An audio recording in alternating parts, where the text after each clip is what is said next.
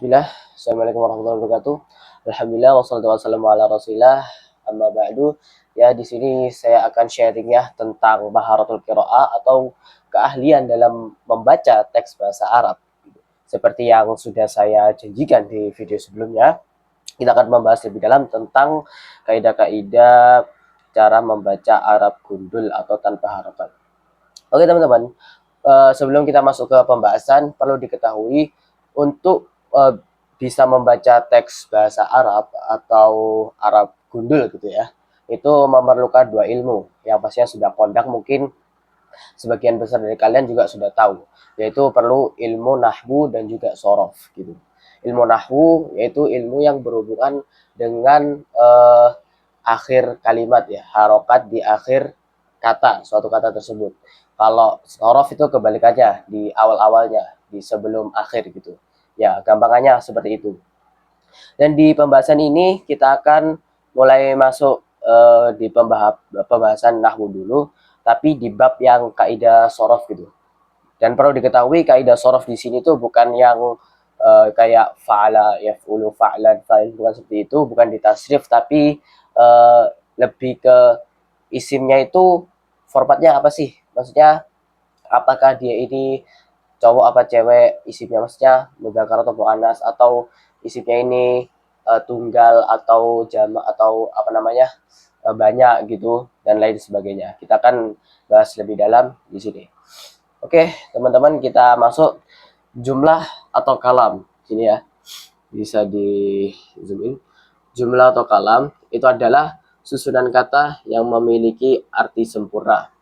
Dan kata dalam bahasa Arab itu artinya kalimah. Jadi kalimah kalau kita di Indonesia itu adalah kalam. Nah, kalau kata itu adalah kalimah. Ya, pokoknya seperti itulah. Mungkin kalian agak bingung soalnya agak bolak-balik. Tapi ya cuma beda dikit aja. Oke, nah, kalimah juga ada pembagiannya seperti yang dikatakan di Nazm Al-Ajurumiyah ya. Al-kalamu huwal lafzul murakkabul mufidu bil wad'i wa aqsamuhu salasa. Al-ismu wal fi'lu wal harfu ja'a li ma'nan. Gitu. Uh, Kalam itu adalah lafat yang mufid, bisa dipahami, jadi nggak ambigu gitu. Ketika orang dengar itu paham dan nggak ambigu. Wal lafzul murakkabul, dan juga tersusun ya, dia itu terdiri dari dua kalimat atau lebih. Al mufidu bil wad'i, dengan kaidah-kaidah yang benar gitu. Dan akosamnya, maksudnya pembagian dari kalam itu ada tiga. Nah, kalau di sini kalimah ya, saya ini referensinya kitab Mukhtarat karya Syekh Ainur Rafiq bin Rufan Taala. Kalau kalian yang penasaran sama bukunya bisa beli di marketplace atau download aja di Google, PDF-nya ada. Oke, pembagian kalimat yang pertama itu adalah isim. Isim itu adalah kata benda ya. Kata benda yang kalau kata ini itu dimunculkan itu ada wujudnya. Misalnya saya bilang kitabun. Nah, itu ada wujudnya. Kitabun ya ada bentuknya, buku. Kitabun sama dengan buku. Kitabun artinya buku dan ada wujudnya. Formatnya itu bisa kita lihat, bisa kita rasakan gitu. Dan di sana juga ada isim yang tidak bisa kita rasakan, itu namanya isim masdar, kayak contohnya pemukulan itu juga termasuk isim. Ini mungkin mirip seperti kata kerja ya, akan tetapi ada perbedaan sedikit di sana. Mungkin nanti kita lebih lanjut bahas di bab sorof gitu. Dan kemudian tanda-tanda isim. Jadi nggak semua kalimat, nggak semua kata dalam bahasa Arab itu bermakna isim. Ada ketentuannya, ada tanda-tandanya. Nah, tanda-tanda isim yang pertama dia itu bisa ditanwin. Contohnya baitun, bisa di zoom in sih. Baitun. Ini tanwin ya, maksudnya domatain, kalau kalian nggak tahu. Domatain, fathatain, kasrotain itu namanya tanwin. Gitu. Semua yang ada tanwinnya atau ada domatain, fathatain, kasrotain seperti ini, dia itu adalah isim. Nah, kemudian dia ini juga menerima atau kemasukan alif lam, mau alif lam ma'rifah atau alif lam yang lainnya, karena alif lam juga nanti banyak, tapi kita nggak bahas di kitab ini, itu kitab lanjutan. Contohnya kita kasih aja al baitu gitu.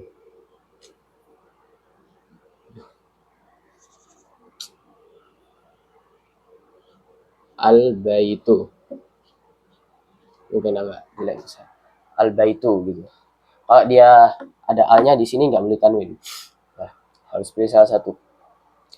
Dan kemudian juga panggilan. Maksudnya kata ini tuh bisa menerima huruf panggilan gitu. Contohnya ya Muhammadun, wahai Muhammad. Di sini juga banyak dipakai di Al-Qur'an ya. Ya ayyuhalladzina amanu, ya ayyatuhan nafsul mutmainnah. Itu sangat banyak sekali dipakai di Al-Qur'an. Contohnya ya Muhammadun. Ini agak jelek tulisannya. Kemudian dia tuh juga bisa didahului huruf jer. Huruf jer itu apa? Yaitu huruf yang gampangannya ya, kalau kita masih awal-awal nih ya, bisa mengkasrohkan isim ya, bisa mengkasrohkan isim. Jadi kalau misalnya kemasukan huruf jer, salah satunya mungkin bi ya, bi Muhammadin gitu contohnya, bi Muhammadin, bi Muhammadin gitu. Marortu bi Muhammadin, saya bertemu dengan Muhammad gitu. Mungkin nanti kita bahas lebih dalam di babnya ya, masbukun bi harfin jar, itu masuk di kaidah nahwu, kaidah i'rab. Kemudian tanda-tanda isim yang selanjutnya yang kelima ya, itu mudhof. Mudhof itu apa sih? Gampangannya kalau kalian yang belajar bahasa Indonesia itu kata majemuk, kata yang terdiri dari dua suku kata. Contohnya eh, rumah besar, baitul kabiri, rumah besar itu naat manut sih. Kayak contohnya eh dua tolibi, dia adalah eh, muridku gitu. Tolibi itu kan terdiri dari tolib sama ada namanya ya mutakalim yang eh, apa namanya menunjukkan kepemilikan gitu. Jadi ada kata tolib murid, ada kata saya gitu, murid saya gitu. Jadi kalau digabung gitu jadi mudhof ilaih. Dan sana juga banyak sekali sih, contohnya kolamur rosos, pena gitu ya, kolamur rososi gitu. Namanya to tibu mahadi, al mahadi, santri pondok pesantren. Nah, sudah tuntas kita dari pembahasan isim, kita lanjut ke pembahasan fi'il. Fi'il ini teman-teman, seperti yang mungkin kalian pernah banyak dengar ya, fi'il itu adalah kata kerja. Yang namanya kata kerja itu dia berbeda dengan isim atau kata benda tadi ya. Fi'il itu lebih ke aksi ya, namanya kata kerja ya, itu aksi, nggak ada bentuknya, nggak ada wujudnya, tapi dia itu berupa aksi, berupa ya perbuatan, kerjaan gitu. Pekerjaan ini juga terikat dengan waktu ya, jadi nggak ada namanya fi'il itu yang apa ya, istilahnya kayak nggak terikat dengan waktu ya. Jadi pokoknya kalau kalian belajar di kitab lanjutan itu akan dijelaskan bagaimana fi'il itu yaitu selalu terkait dengan waktu gitu. Nah, di sini ada tiga waktu yang mengikat fi'il tersebut atau mengikat kata kerja tersebut. Yang pertama, kata kerja yang bentuknya lampau ya. Lampau atau kita sebut dengan madhi. Al-madhi. Bisa di zoom in. Al-madhi.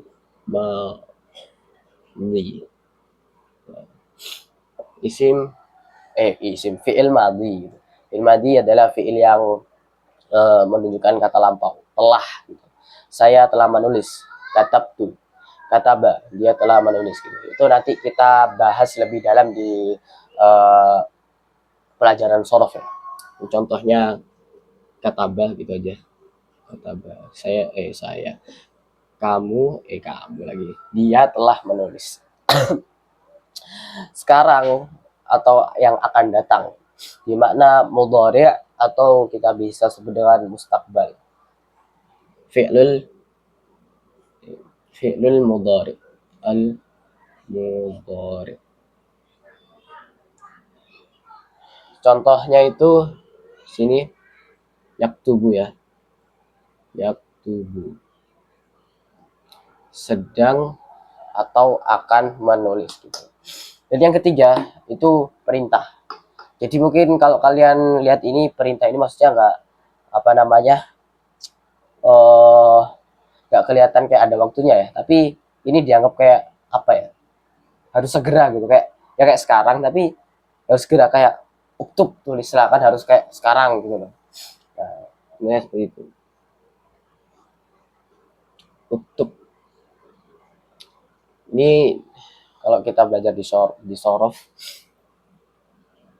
itu masuknya di ini tasrif istilahi namanya, katabah yaktubu uktub.